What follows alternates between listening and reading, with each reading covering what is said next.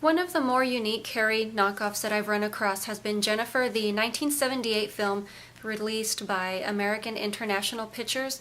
This is somewhat of a cross between the telekinesis as well as communication with animals. It more than anything else reminds me of Phenomena.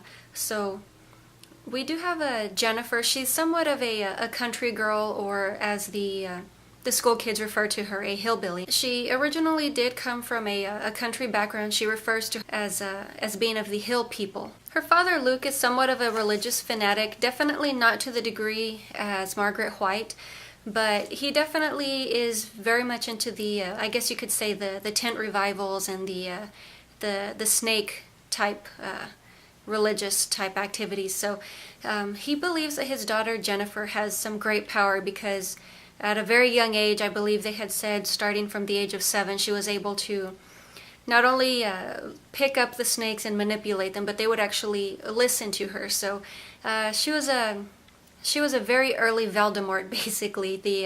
She could summon snakes, they would do her will.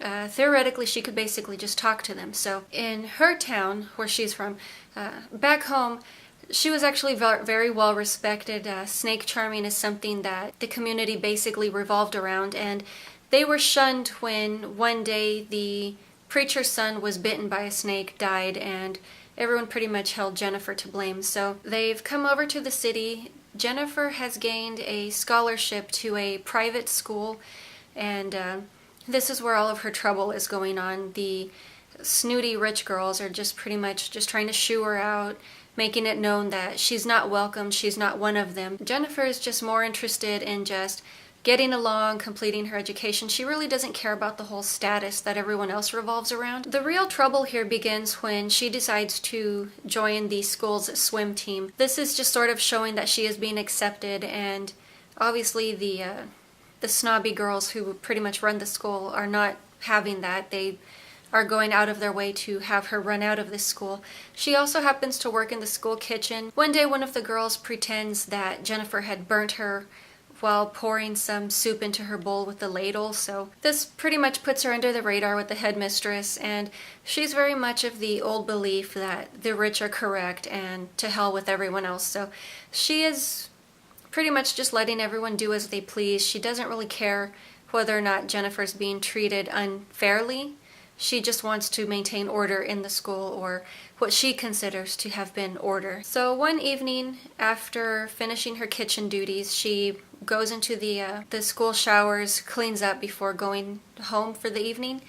And this is pretty much where the prank comes into place. Some of the kids had stolen her clothes and just sort of hung it up in a high place to where she was unable to reach it. So here she is in a dainty towel, climbing up a ladder, and it's not too hard to figure out what happens next.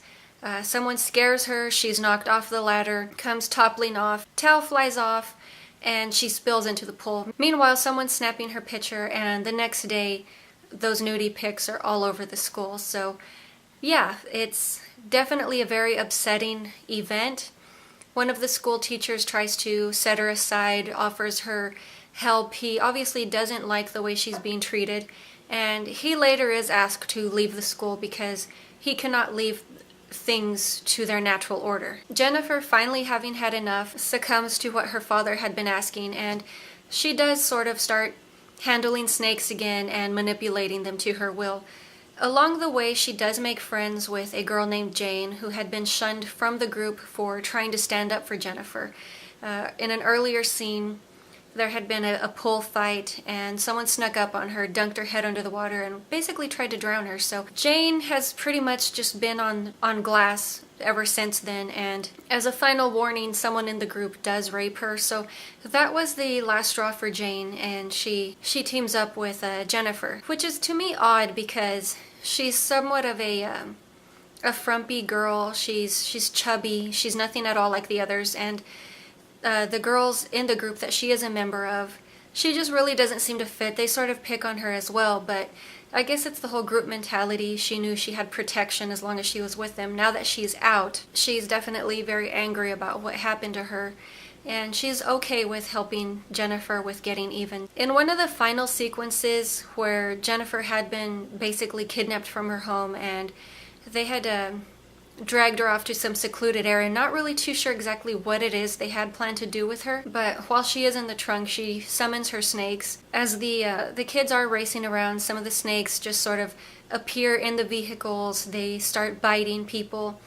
And I think one of the crazier scenes is that we have a huge rattlesnake head. It reminds me of an anaconda. It just sort of pops up and bites people, and that's sort of, I guess you could say, the ultimate king snake in this scenario. So that's why I had said this film reminds me more of a Phenomena rather than Carrie, although a lot of people do argue that Phenomena was in itself a Carrie ripoff as well. I don't know. I think it's a little too different.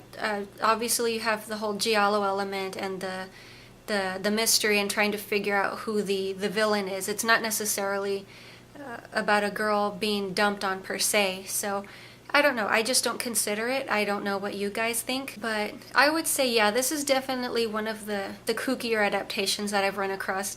Obviously, there are so many films that were knockoffs of Carrie due to its popularity, and I guess it's the first time anyone had ever seen any sort of a mental ability being manipulated in this way for the use of horror films, so I think that was part of the whole Carrie craze. But I think the main appeal for Carrie and all of these other psychic ability type films has always been the fact that people have been dumped on at least at some point in their life. If not in high school or elementary, it happens in the workplace. I think it's an excellent release. Who wouldn't love to go scanners on someone's ass? I think Carrie has always been the spokesperson of the underappreciated, the underdog, the mentally abused, and I think a lot of people really do relate. It's a very human story. It's a very tragic story, and I believe that's why there have been so many adaptations.